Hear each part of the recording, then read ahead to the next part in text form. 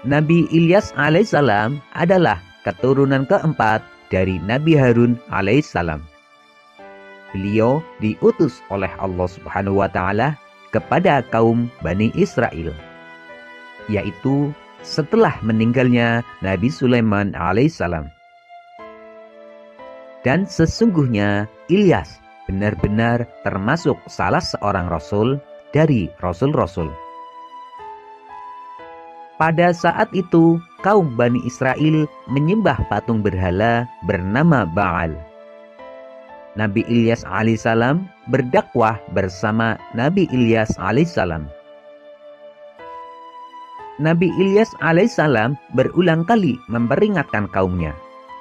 Namun mereka tetap durhaka, menentang, bahkan hendak membunuhnya. Agar selamat dari kejaran orang-orang kafir, Allah Subhanahu wa Ta'ala memerintahkan kepada Nabi Ilyas alaihissalam untuk bersembunyi di dalam gua selama 10 tahun. Karena kedurhakaan orang-orang kafir itulah Allah Subhanahu wa Ta'ala menurunkan musibah kekeringan.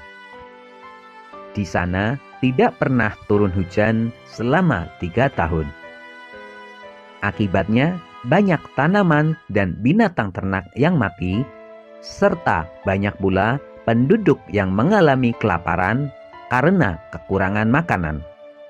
Setelah musibah terjadi, mereka baru tersadar bahwa seruan Nabi Ilyas alaihissalam adalah benar.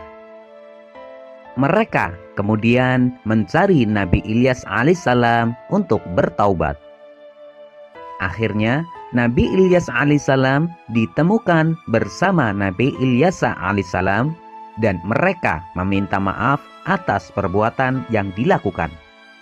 Setelah mereka meminta maaf, kemudian Nabi Ilyas alaihissalam berdoa kepada Allah Subhanahu wa Ta'ala agar musibah kekeringan itu dihentikan. Doa Nabi Ilyas alaihissalam didengar dan dikabulkan oleh Allah Subhanahu wa Ta'ala. Setelah musibah itu berhenti, tanaman dan binatang ternak mereka kembali membaik. Namun, mereka kembali durhaka kepada Allah Subhanahu wa Ta'ala.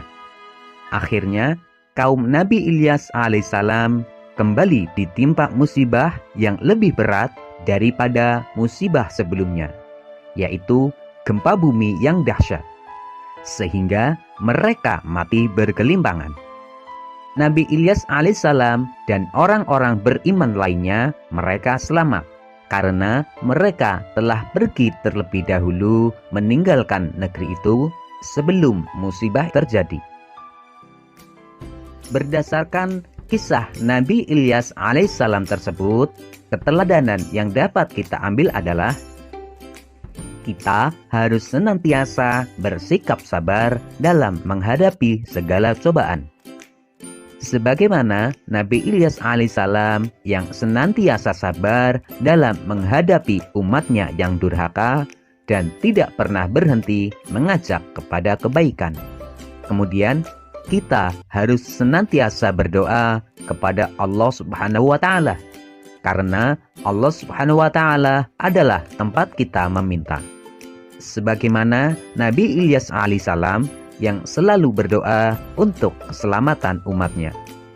Yang terakhir, kita harus senantiasa taat kepada Allah Subhanahu wa Ta'ala, karena Allah Subhanahu wa Ta'ala akan menurunkan malapetaka atau siksaan atau musibah kepada orang yang durhaka.